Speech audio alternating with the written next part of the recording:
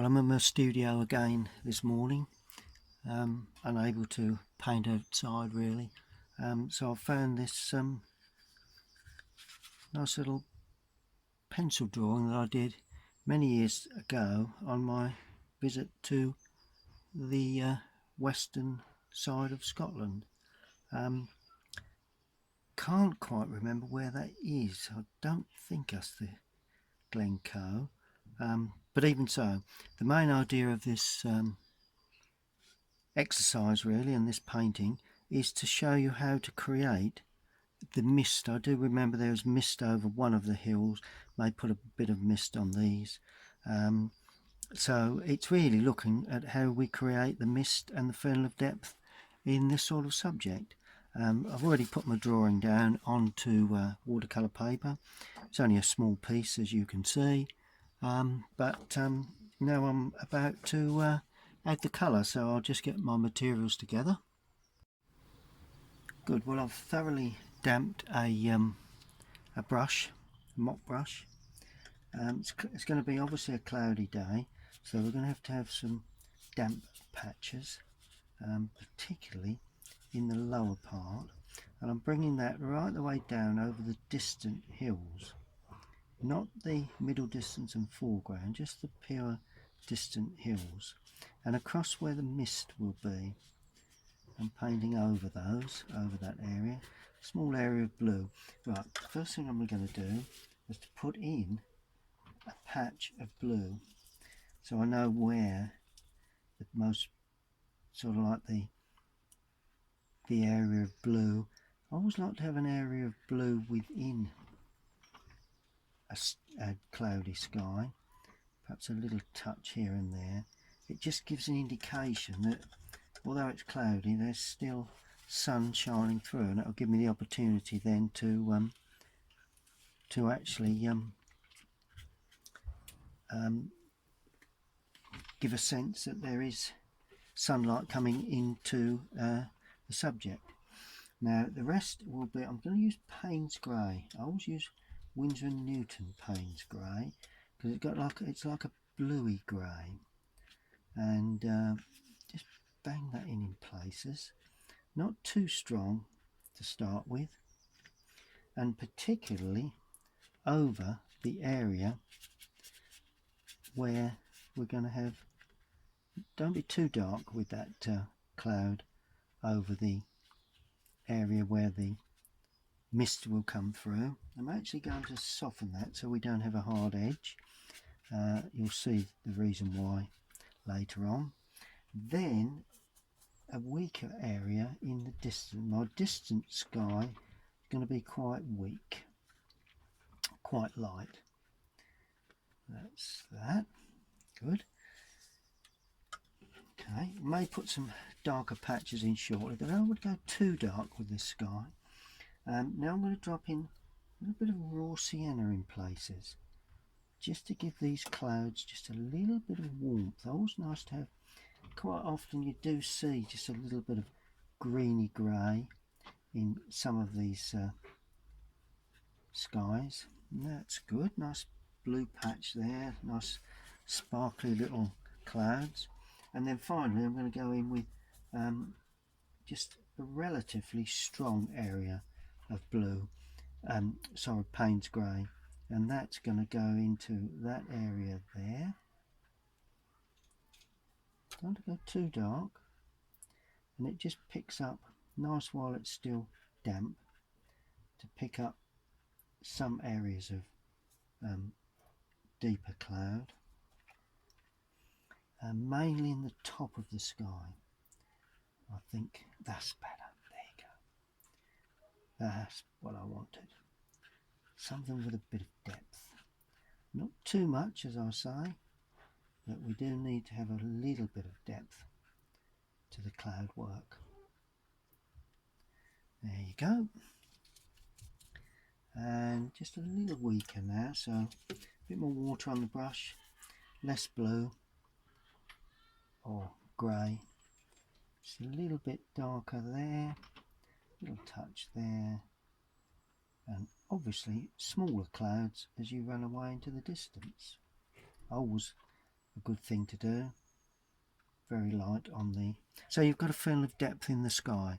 Got the larger clouds, then you've got the smaller clouds in the distance. A little bit of blue just to denote, you know, there is a little bit of that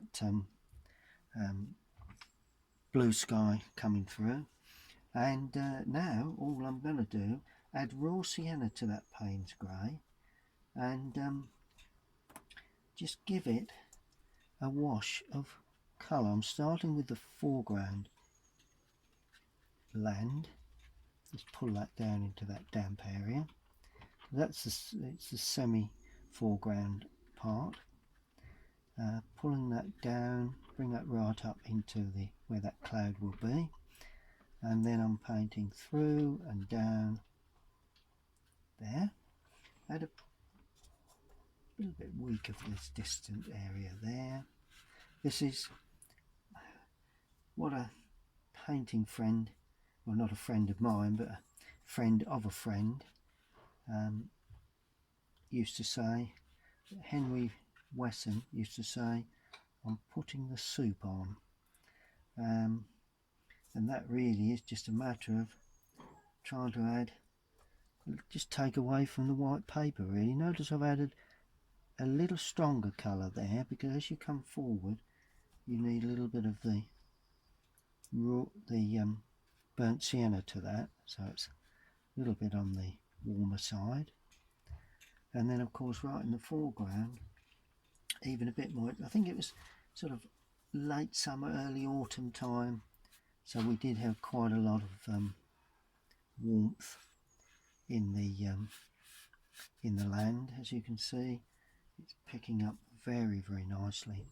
And then whatever, oh, and there is some little foreground rocks, so we've got to just make certain that they stay white paper, or as much as we can anyway. And it's just a matter of, as they say, putting the soup on. There you go, just round that corner, just to show up the edge of the, wasn't really a road, it's more of a track off a main road. A little bit stronger in the foreground. Just a bit more water in that. Painting around the rocks, vital that we leave those white at this stage, and just a little bit of real warmth. You know, it's got to be fairly subtle, otherwise it's not like a local scene, it's more of a distant painting. And there you go. That's all you need to do for the first part of this exercise. So if you are painting along, if you reproduce your version of that, and then we'll carry on with distance, middle distance and foreground. Good. Well, I'm working in my studio. I think I've got the focus right. Okay, I'm working in the studio this morning due to the problems we're getting at the moment, by being isolated in our own homes, which is all for a good cause, of course.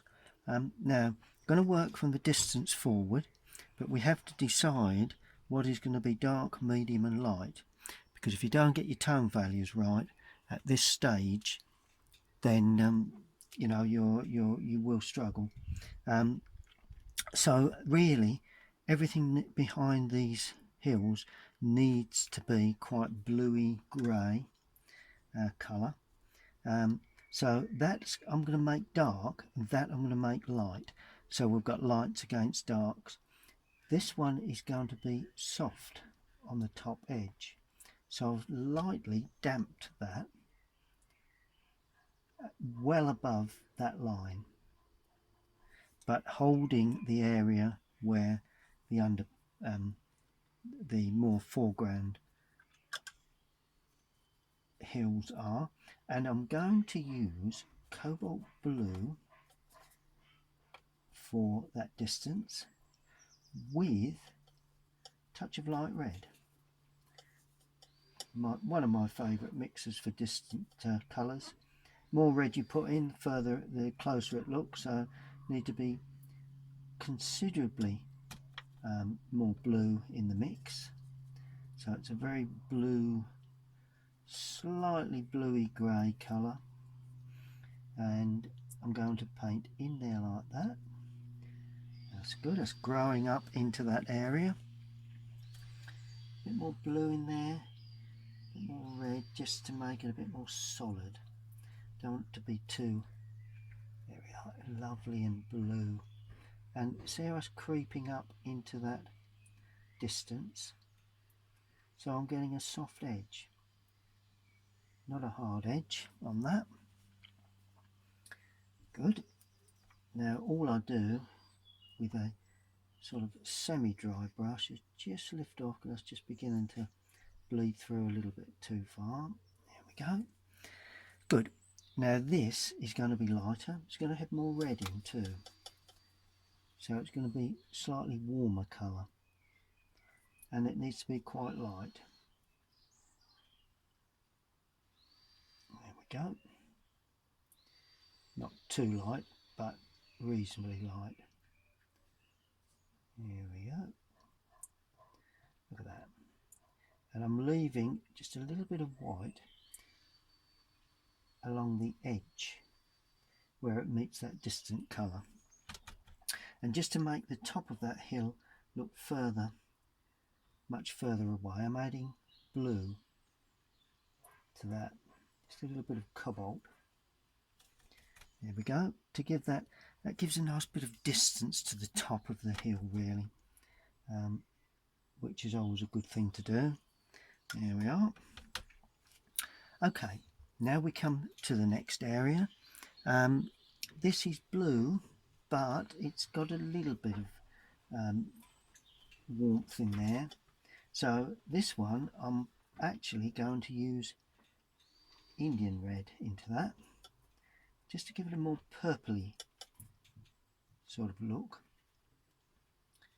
And this one is not too dark, but it's got a bit of, there again, a bit of strength. You notice how I'm going in with very damp brush, because I don't want to make any areas too dry. I don't need dry edges at this point. Let's see, there's a little bit there that's bled up. Don't want that to confuse that area, so just pull that away. That's looking good.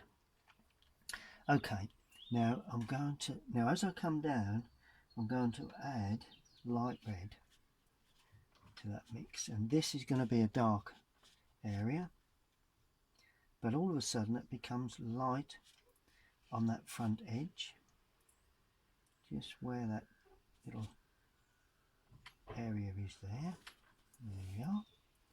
As we come down, I'm adding raw sienna to give it a more, it's not green, but it's slightly greeny grey. Still distant, but the raw sienna turns that more of a local sort of colour. A bit more raw sienna on that top edge. There you go. That's good. That's lovely. Now this area, this hill, is in front of that. Can either be lighter or darker, but the colour you use has got to be richer in colour, basically. So I'm going to use raw sienna with light red, just a touch, so we get a slightly orangey feel to the top of that. I'll knock that back shortly, and that comes down like that. I'm putting burnt umber just to knock it back, because it is darker up there, up at the top, with a little bit of blue in there, just to give it a bit of depth and a bit of substance with cobalt blue at the top. Then as we head down, it's raw sienna stroked in, nice and weak, particularly where that hits that distant colour, because we've got to have lights against darks, darks against lights, and there could very well be sun on that area. So, you know, and some little touches of raw sienna with cobalt blue, just to give a hint that little areas of dark colour within that while it's still damp, because that all helps to give a sense of something going on in those areas.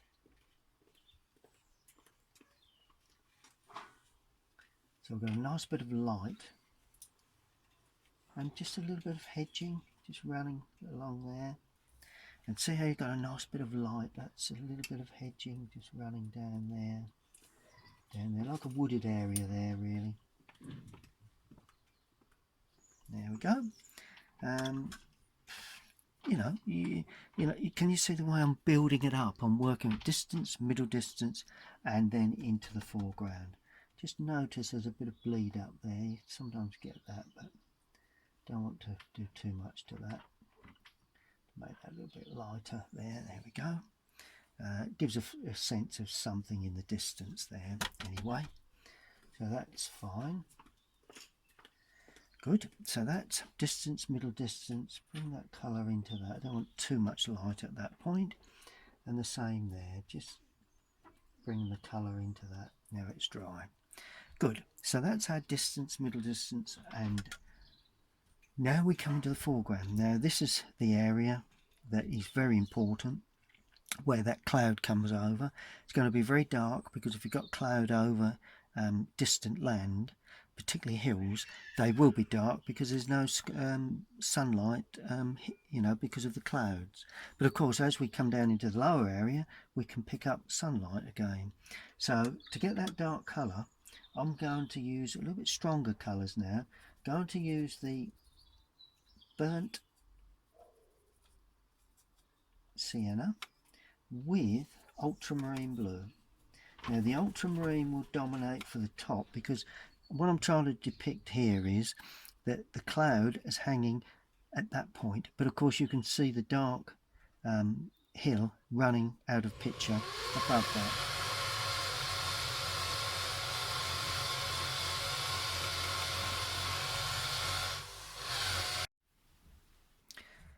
Good. Well, that's the area that's very important, so that's the one we're going to paint now. Going to actually more or less start with my by damping the paper, which will be around that area first, and this is the key to showing clouds coming passing across, blotting out the corner of that or the top of that mountain there. Can you see the way I've depicted that with pencil? Now I've got to do that with watercolour, and not difficult thing to do, but so let me just get my paints all raring to go. There you go. Now I'm going to damp the paper with a small brush to start with. Let's mix my mix first. Now I'm going to use, to start with, I'm going to use ultramarine and Indian red in quite a strong mix, because I do feel that it needs to be very dark at the top. It's all under cloud shadow, this building, but also it also needs to have just a little bit of freshness to it. In other words, a bit of warmth, like a warm sort of, and by adding enough blue you get a feeling of height. Okay, now I'm going to damp. Wherever you damp, that's where that the paint will flow. So I'm going to damp down the edge there and across into the sky, just a little bit above. There we go.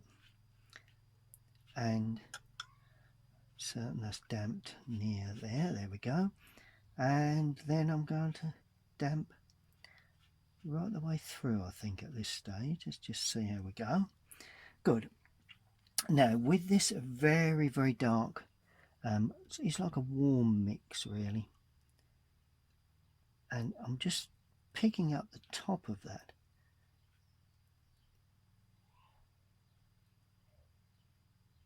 There we go. See how very dark that is? It will dry out, of course, lighter than that. And then just gradually drop into it. And all of a sudden, you begin to see the feeling of mistiness, like a cloud sort of feel. Here we are. Then just take a little bit of the moisture away there. Certainly down that edge. Don't want that to ride up too much because then that get into it too much. There we go. And then starting with the same colour, cutting in around the bottom edge of that. And all of a sudden you got that lovely feeling of perhaps there's a bit of misting to the top and the cloud is running across the top. Now as I come down, I'm going to add light red to that. A little bit more water now with light red, just to slightly lighten it a touch, not too much. Keep it dark overall. And I'm painting around this foreground area. Now cleaning the brush to get rid of a lot of that, because there will be some sort of like greeny grey, so I'm going to use ultramarine with raw sienna now to give me that nice sort of dark greeny grey that you'd see under a cloudy sky. That comes down there like that. That's the lovely old side of the hill, and just a little bit there. Just introduce that to areas that you've just painted. There we go. Look at that. Then of course as we come into the lower part, I'm going to use my other brush.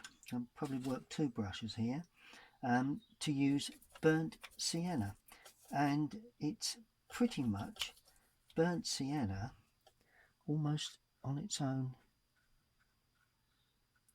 without any real dark area in there. Just blend it through. Don't want hard edges. It is quite warm in here now due to the sun outside. There we go. And bring that right the way down, nice and fresh. See the way we're creating a lovely fresh feel, and very much a local feel. So let's pull on that mountain towards you, and in the distance is the softer, less intense colours that are coming through. Now in this area there will be some little touches of this sort of like greeny grey, a little bit there perhaps, just one or two little touches of greeny grey within that, but other than that I'm going to leave that at that. So can you see the way in which you produce that feeling of a cloud coming across that hill, just wisping across, now we can clean the brush, let that dry completely, and the next area will be this one. Well, let's do this one next, because we'll leave that because we want the sun to be on that, or at least be a lighter feel to that. Now I'm going to do this one. Now this is very much more local, so I'm going to use Prussian blue with burnt sienna again, just sticking with the same sort of theme. And it's like I can see memory just about pick up sort of like a green brown, and it comes down like that, not straight but just uneven. There we go. Okay, and that is considerably more of a local colour, something that we can say is quite near to us, and that runs right the way down to that area there.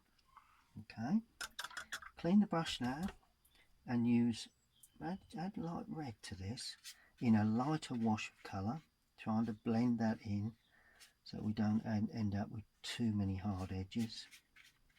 Then there is a nice sort of overlaying of this sort of reddy sort of earth colour. Paint up into that so don't get a hard edge. There we go. There you go. Look at that. Perfect. Bit more light red in this foreground, and it goes up the hill like that. So I always paint the contour of the land, and then I'm going to use Prussian blue and burnt sienna again, and this time it's going to be quite earthy and quite dark, and that more or less picks up some areas of darker patches of gorse or heathers or whatever, while it's still damp, particularly down in that bottom corner, bottom edge there. That's it, and little touches there, little touch going off, and you can show the contour of this, of the way it turns down into the track. Really good. I think that probably does. We'll put some texture in the foreground. Okay, so we'll leave that to settle, let that dry. Then we come to this area here. Clean the brush, using a large brush still at this stage, so we can keep it all flowing. Now I'm going to use burnt sienna and Prussian blue so as to get a nice sort of dark green, right? Because it's dark for a start, but not as dark as that background, as that building, as that. So we just paint that on there like that. Here we are. So it's a nice bit of sort of, could be a greeny wooded sort of area feel to that, and that then streaks down the side of the hill like that. Then we start introducing burnt sienna. Not too much to start. I want to ring the changes to the burnt sienna in the distance, so I'm going to change to light red. There we go, and that is a colour that's slightly sort of more near a local colour rather than being too there we go, look at that. See how lovely and warm that is, and that spreads down, bang up into that, just so that pulls it through. There we go. So that is definitely a local colour, distinguishing each layer of hills and what have you. We do have shadow to go on later, and then that finishes in that sort of area, just going round the corner. We are, that's beginning to see the lane itself, and then to that we add a touch of cadmium because we're looking at more local sort of greeny colours. So we come along there like that, leave an edge if you can. If it blurs into it, it doesn't make that much difference. And as you paint this area, as I said previous, we're going to paint around what I would say are rocks in the foreground. A little rocky area, a couple of little rocks. Quite often you see this in these sort of mountain scenes. Could even bang sheep in really, but and a bit of raw sienna to that, because I want this to be quite a local colour now, and that then goes into quite a light area like that. There we are, and that then more or less depicts that, and that now needs to be allowed to dry thoroughly. As you can see, we're beginning to get a bit of depth now. We're getting the light colours in the background, and that's the key to it, showing that piece of sort of wispy cloud just running into that shadow area on the mountain.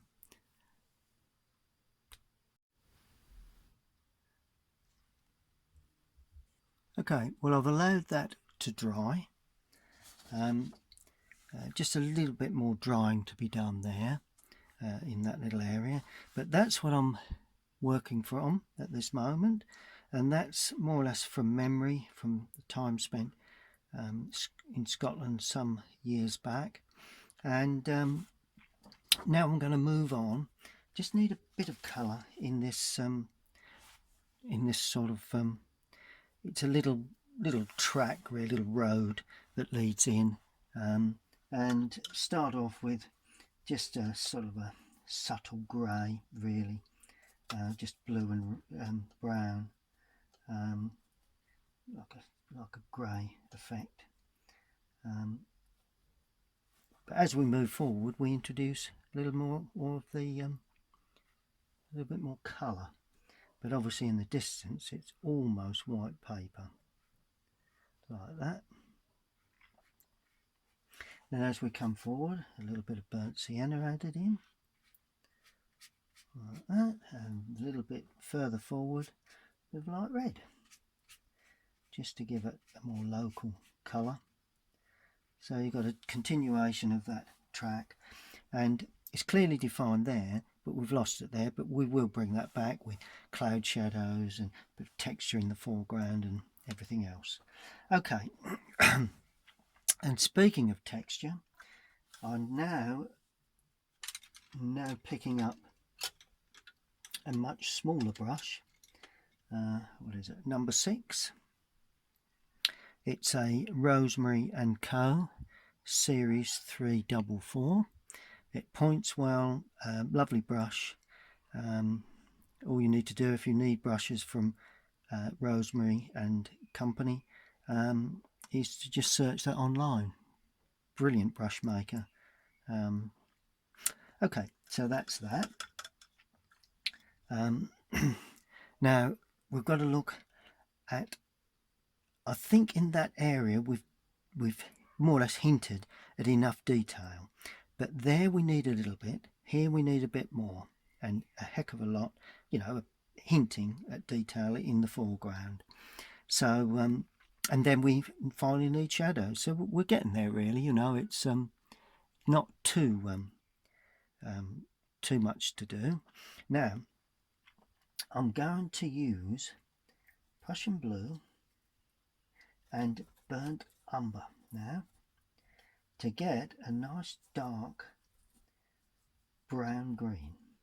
Very little water, plenty of burnt umber, plenty of Prussian blue. There you go. Because this, what we're doing, we're depicting small little clumps of greenery and little edges of greenery that actually depict this sort of, that edge there. So it's not a hedge, but it's just little clusters, and you just put it in very, very gently.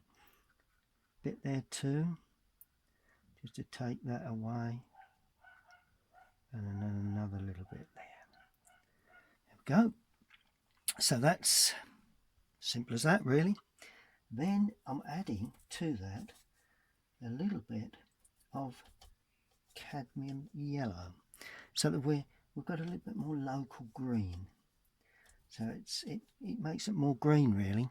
And then we're going to pick up little bits of hedging in the lower part of that area there. That's good. Little bits there. Notice where it's wet, where it's white, I'm allowing that in, Then I'm going to add burnt sienna, Prussian blue to that to create some darker touches. And this is really just hinting at a little bit of sort of hedging, undergrowth, all manner of things really that could be, which all adds texture and feel. And also with this, a bit more brown now. Right, so it brings it back to that browny sort of feel. There is just some little touches on the top of that edge there as it runs across. It's one or two little touches right on the edge of that, because it was a little bit straight. So let's just bang a few of those in just to blend more or less with, and it just shows that bit of depth there, bit of distance, gives depth to the whole thing really, just that little bit of hedging there. Okay, so that's good. Now we move more forward into the more foreground area, where we have this little crop of cluster of rocks, and that's just a cool grey initially. Now I'm going to have light coming from the right hand side on this one. Right, so all of the light is coming through this way, so this would have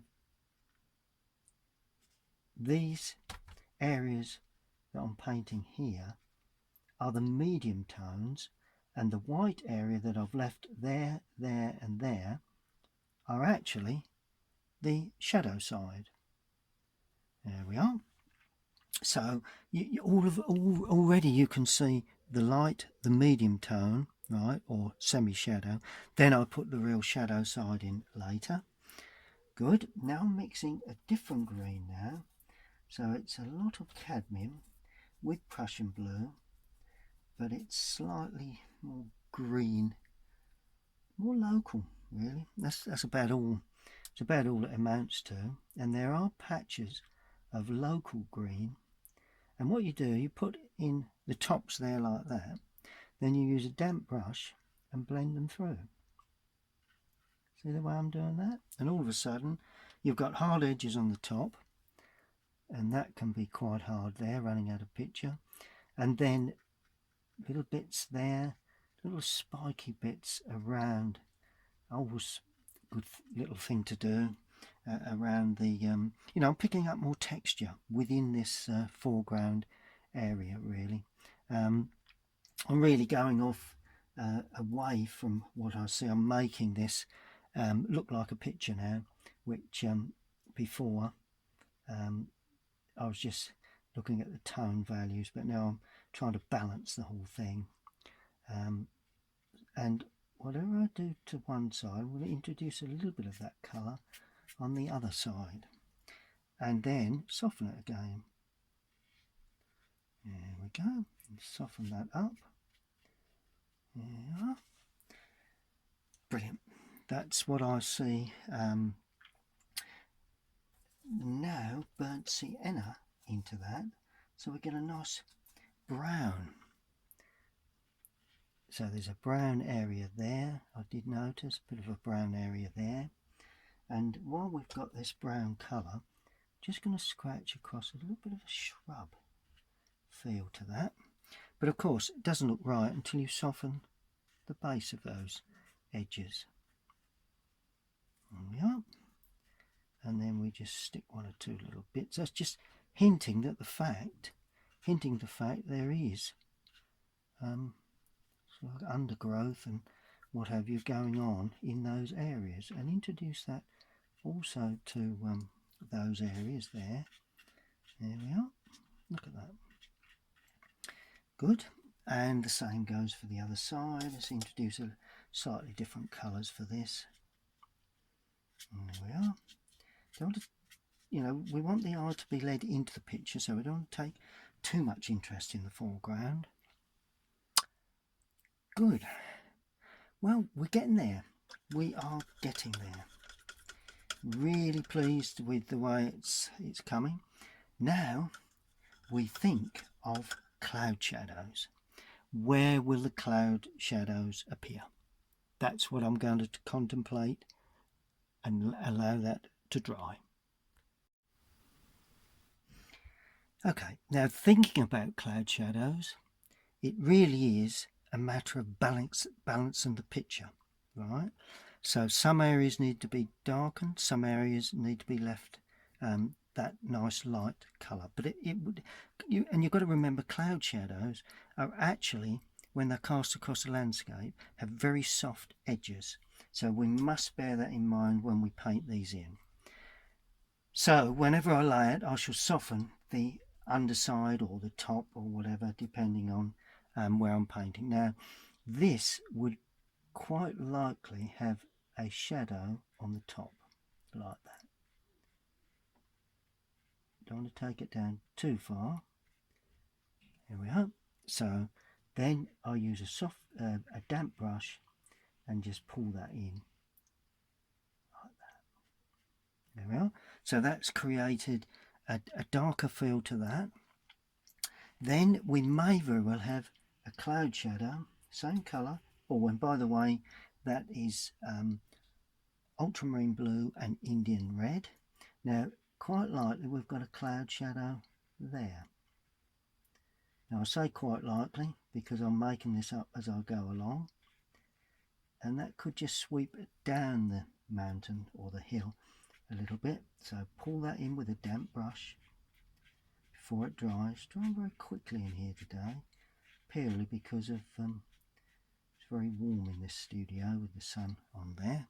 See where we're getting a bit of balance now. We're getting lights and darks, darks and lights, all very, very interesting to the feel of the whole picture.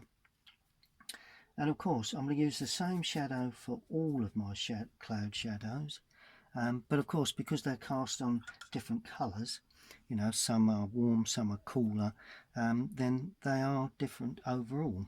Now I'm going to have a nice cloud shadow that starts there, because I want that to be slightly darker, I think. There we go. So I'm really just balancing pictures out, the picture out really, making some areas darker, some areas lighter, and you've got to remember it will dry considerably darker anyway. So you know, there's no need to go too dark with this, but just remember that it will dry somewhat darker. Sorry, somewhat lighter. So although it looks extremely dark at this present moment, actually thinking about it, it wouldn't be bad to have quite a dark little area there. So I've gone in with one tone darker. It just gives that a little bit of life, that little, there we are. See that nice little really dark area? That's, you know, you just balance it as you go really. Good, that's pretty much it. Let's just go darker patch there into it. You know, as I say, I can't tell you exactly where you'll need these dark areas in your particular painting. It will depend on where you've put your lights and darks originally. Good, now that needs to be light, so I'm going to leave that alone, but I'm going to have a darker area of shadow here somewhere. Before I go into the light area, then I'm going to have dark shadows in the foreground. So I keep my damp brush damped and my nice shadow colour, Indian red, ultramarine blue, and justification for these dark little shrubs will be a dark shadow like that. And I'm actually going up into the shrubs there, but not there. There you go. And that's then coming down into that area there. Just before it dries, soften that again, because cloud shadows will be soft edged, mustn't forget that.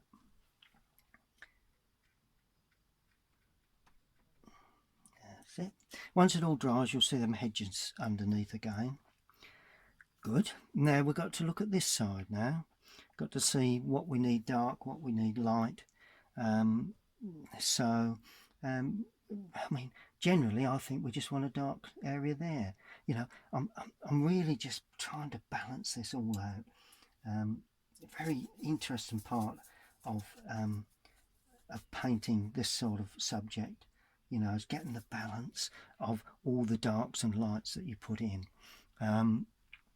So yeah, let's pick up this nice cloud shadow starting there, sweeping down into that, and possibly a little bit lower there. There we go. And of course I need to soften the underside of that, like that, just before it dries. Yep, that pretty much does it. When it completely dries, you've got dry areas and damp areas. Allow that all to dry in. Yep, okay. And then finally we've got, I'm going to change brushes now. I'm going to use the larger brush for the paint and the smaller brush for damping underneath. For painting the shadow is the larger brush, and this time I'm going to add a little bit raw sienna to that. It will give it a subtle sort of grey.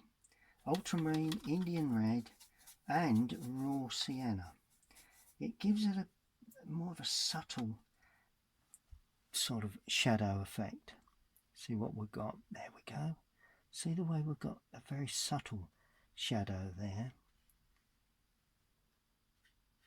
See the way that gives it that more sort of localized feel to that shadow. Good. And just come down to there and around those rocks.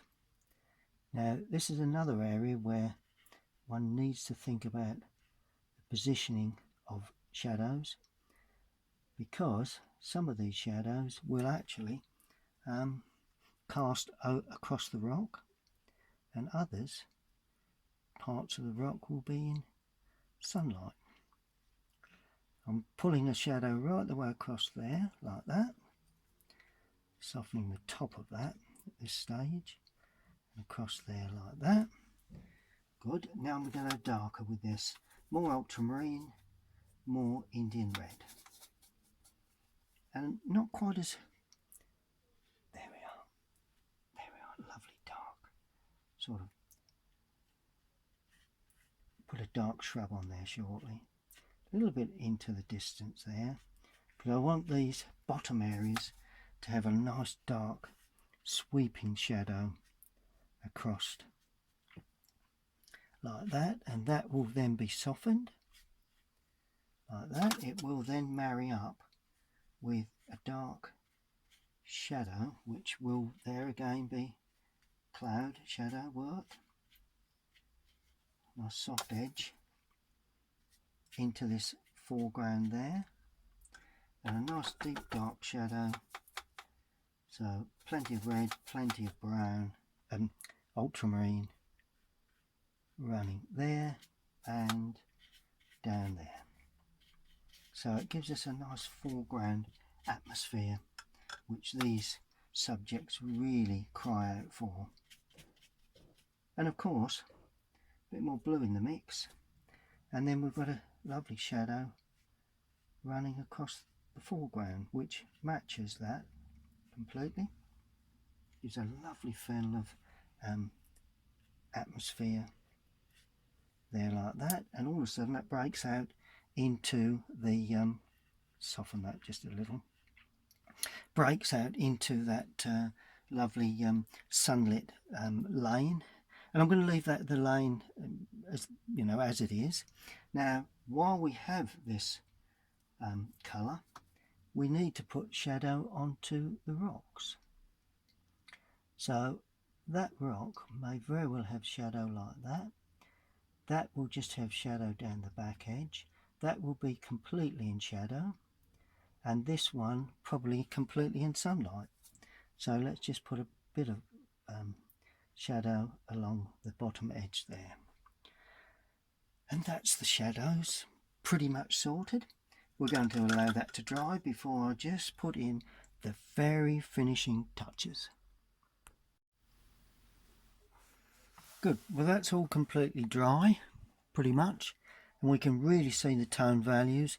Just really need to take off the outer edge to give it a nice surround, but I just want to really sharpen up one or two little areas.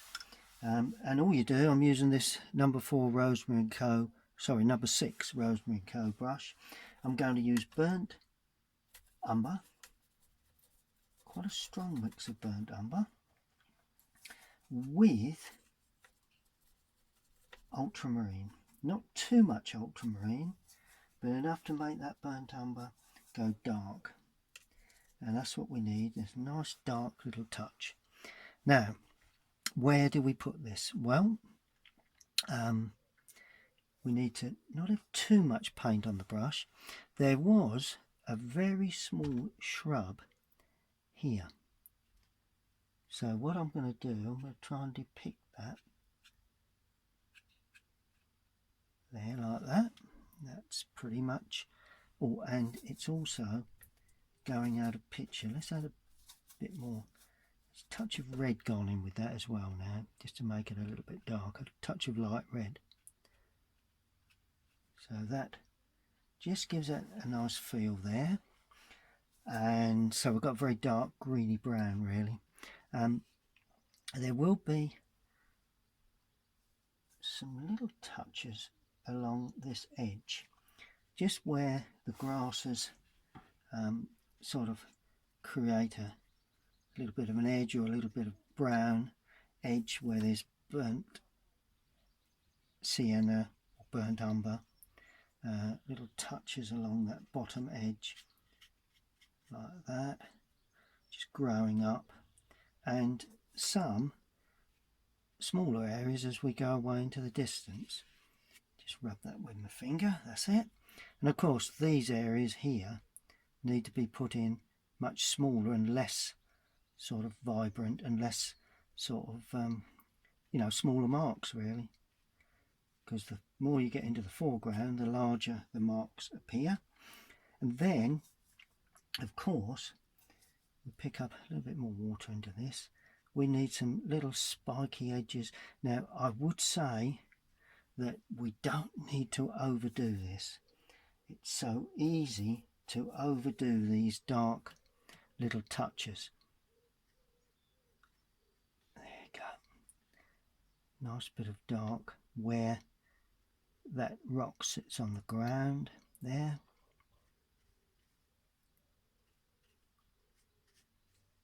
There we are, a little bit of texture seems to be working for me.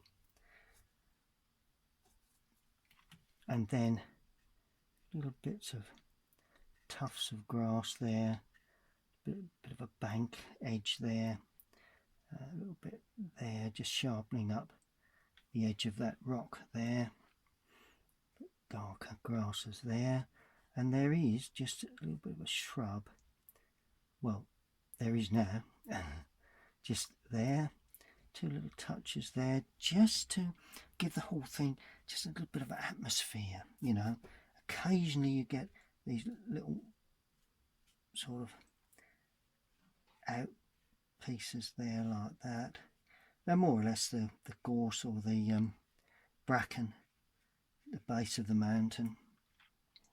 And that, I think, probably finishes my demonstration of how to achieve a mountainous subject with cloud just wisping across one of the mountains. And of course finally my little trick is to gently peel away this masking tape, and all of a sudden the picture stands out in clear relief against the background, and that is the key. It's the mounting of the picture really that really finishes the edge. There we go, look at that. Once you get all of that away, then you can really, I just spotted something that I need to do just in that bottom corner there. There we are.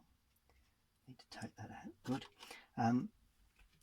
Just going to peel that away now. Just try and keep that still while it comes away like that. Good. And then one more to come away, and that's this one here. Always peel away from the picture. Times I've peeled into the picture and unfortunately removed, just tore the edge of the picture. So there you have it. Just turn it so that you can see. Just needs to be signed really. Same old trick really. Sign with the same paint you've used.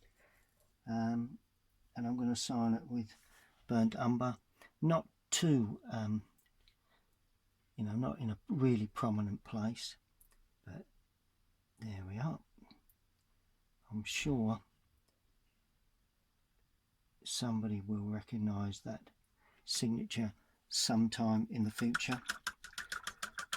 But there we have it. Somewhere in Scotland. That's what I'm going to call that.